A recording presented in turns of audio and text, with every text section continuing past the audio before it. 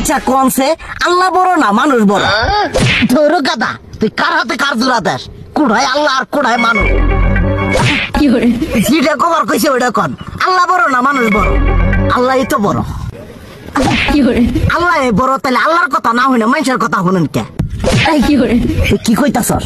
কি আর আল্লাহর কথা মানে না মানুষের কথা মানে? হ্যাঁ, কি আর মানুষের কথা শুনেন তাই না?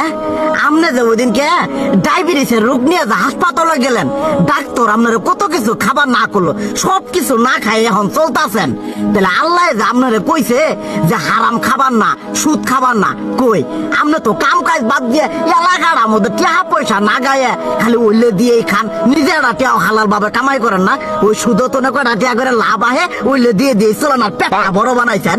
শুনেন একটা কথা কই, হারামের কোনোদিন আরাম নাই। হালাল পথে রুজি রোজগার করেন, প্রয়োজনে এড়া বেলা কম খায়েন, তাও শরীর পিণ্ডও ভালো থাকবো, কোনো রোগ বেদও হবো না, আরামও পাবেন, আল্লাহও খুশি থাকবো। তুই আমার এইভাবে বুঝাবি আগে কইলি না কে? আসলে এই বিষয়টা তো আমি কখনো মাথায় এইভাবে নেই যে আমাদের কখনো ডাক্তার নিষেধ করলে ঠিকই আমরা নিষেধ মানি, কিন্তু উপর আল্লাহ যে কত কিছু নিষেধ করে দিয়ে সেটা মানি না। আর এই যে হারাম পথে টিয়া পয়সা কামাই করতেছেন, শরীরের মধ্যে দুনিয়া রোগ বেত হয়েছে, দেখা যাইতেছে যা টিয়া হারাম পথে কামাই করতেছেন তার তো বেশি টিয়া মনে করেন জ্বলে যাইতেছে গা বেশি। আজকের পর থেকে আমি আর এই হারাম সুদ খামো না, আমি হালাল পথে চলবো, হালাল টাকা পয়সা ইনকাম করবো।